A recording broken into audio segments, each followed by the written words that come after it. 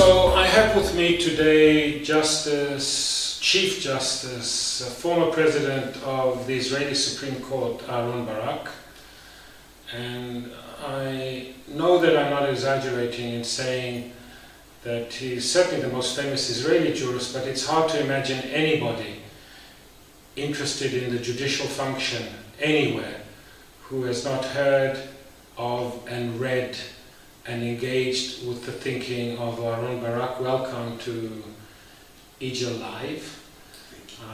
And the question I want to ask you, which is related to the Israeli Supreme Court and to your experience on the Israeli Supreme Court, it has been said by many that there's no constitutional court in the world, or no Supreme Court in the world, which has given such broad standing to bring cases before the court and has adopted such a broad definition of what is justiciable. Some critiques of the Israeli Supreme Court say everything is justiciable.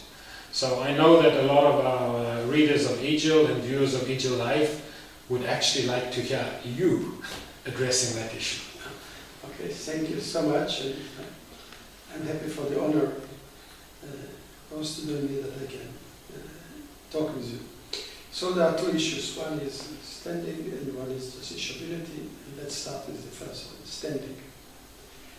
I think you are right that we have so much liberalized standing that very few courts do it because of the decision of the court itself. The Indian Supreme Court has liberalized standing in the same way we have done, but it is limited to poor law areas. It is not general for all the areas of the law. In South Africa, the Constitution of South Africa, the final constitution, has a provision that basically provides that everyone has standing in human rights violations. By providing, for example, that every NGO that can come, or anyone who is interested in violations of human rights violations can come up. But again, this is limited to human rights violations. While in Israel, it is much, much larger. And so I admit that we are really, in this respect, different from other countries and other supreme or constitutional courts. And I even admit that I was involved in it, mea culpa, not just me, because there were other judges who thought it before me, but we are together. So it's not just my work, but it's a teamwork. And the theory is very simple. Tell me what your attitude to standing is, and I will tell you what your view about human rights is. That's the story. And I will tell you what your view about constitutionalism is. On the face of it, it looks as if standing is a technical matter. It's a docket matter for the court, but it's only on the face of it. In reality, if you close the door of the court, it means you are allowing the executive branch, mainly, to behave in an illegal way. So this is interesting. You said mea culpa, but with a little bit of tongue-in-cheek, because you don't think there is culpa. Right. But what is interesting is that you're not saying, as some people have said, well, this has to do with the particular situation of Israel. You say that what you have done could and should even be normative for other Supreme Courts who take seriously constitutionalism and constitutional guarantees. Absolutely. I do think that a court or a judge that takes constitutionalism seriously, that takes democracy seriously, and that takes human rights seriously, should try to liberalize as much as possible standing, and the goal should be an actio popularis, that every person in the country can come to the court and say the government has misbehaved. In fact, the South African constitution, the Bill of Rights even provides so. It says that everyone has a constitutional right for administrative actions which is reasonable, which is due process, etc. So you have a constitutional right. So some people now would say, so to move us ahead, that you have aggravated culpa because you not only did very, very broad standing, everybody who thinks the government has behaved unconstitutionally should be able to bring an action, but also you, according to this claim, you've also expanded justiciability so that you have broad standing together with broad justiciability. Do you plead mea culpa to that too? Even to the second more than to the first. Tell us about that. Now comes the second. What does it mean an issue is non-justiciable? It's not that, the argument is not that there is no law. Because if this would be the argument, so let's discuss if there are areas in life in which there is no law. And my theory is that there are no such areas. Because if there is no, because there are general presumptions, so there is a general presumption that individuals can do whatever they want unless prohibited. If there is no law, not prohibited, they can do whatever they want. And the government can't do anything unless authorized. If there is no law, not authorized. So the argument of non-justiciability is not that there is no law. The argument is, yes, there is law. But those are issues that it's better for the judges not to stick their necks. It's better, it's more important, the relationship between different branches, etc. It's better for the executive branch, legislative branch to deal with it, let the judges out. And my theory is, first of all, who allows the judges not to answer a question which is presented to them? Who are they? It's my mother's kitchen? It's a state question, it's a constitutional question. You raise the question that the president or the prime minister has declared war and this is against the constitution. Now, his ability to declare war, I'm taking an extreme case just to make it clear. His declaration of war or whatever it is constitutional only if it's according to the constitution, because otherwise he can't do it. So there is a legal question here. Can he make it or can't he make it according to the constitution? What's the problem here?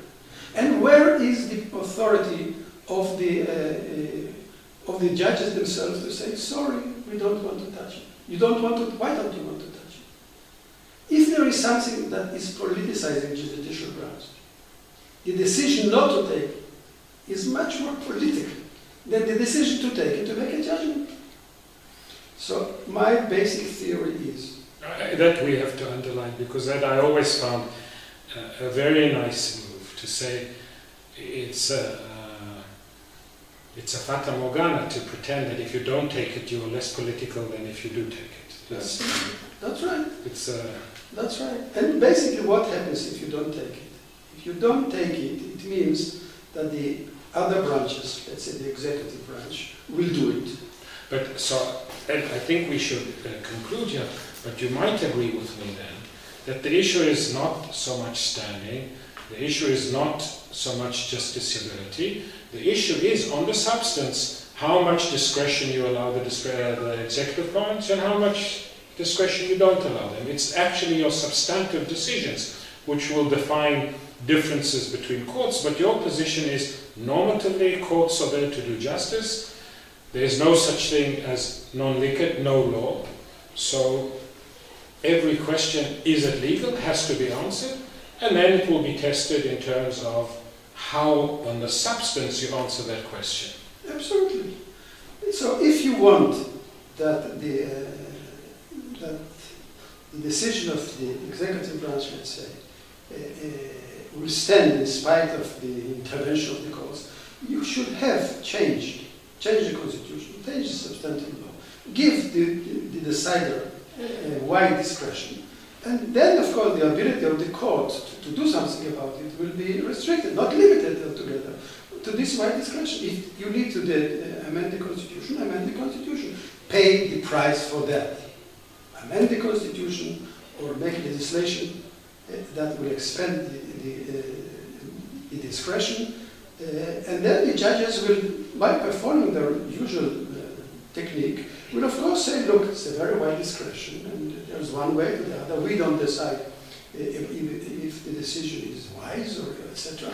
It's a very wide discussion. It's his or her decision stands. I was going to. So it's a question of cause of action, not of right. not of justiciability. But I was tempted to say, unfortunately, Justice Barak, we have to end here. But I can't resist the temptation. The answer, change the constitution, might sound more plausible, say in the Swiss or the German context, where changing the constitution, except for the inviolable clauses, is not politically impossible, compared to some jurisdictions where changing the constitution is not a realistic political. So would you say that in those systems where constitutional change is much more difficult, courts should be, on the substance, not on the question of standing or justiciability, more differential? Because no. First of all, even in legal systems that it's easy to change. Easier to change, that's right. I think not every constitutional amendment is constitutional. So this brings in another area. But that will be for our next discussion. For our next discussion, the unconstitutional constitutional amendment. So this solves their problem. As far as the countries in which to change the constitution is more difficult, they have to adopt rules that will fit their constitution. And not rules of standing, and not rules of non-justiciability, but rules of substance. Rules about interpretation of the constitution that will give a solution to the problem that they are stuck, quote unquote, with a constitution that is basically unamendable. But the question should not, the answer therefore is not by using standing or by using non-justiciability. For example, one of the arguments against my view on standing was it will flood. There will be so many cases brought. No, it doesn't work this way. A court is a dangerous place. People don't go to court voluntarily. And in Israel, we have a large number of cases dealing with public law, but it's not because of the liberalization of standing. And so these are just arguments that states, legislators or executive branches are making in order to make the judges to make the decisions that they don't want to make. And my theory is, you'll do what you have to do, I'll do what I have to do. I wish we could go further, but we are on the short format of EJIL Live. I'm sure it's been an experience to hear this directly from the mouth of Aharon Barak. Thank you very much. Thank you. Thank you so much.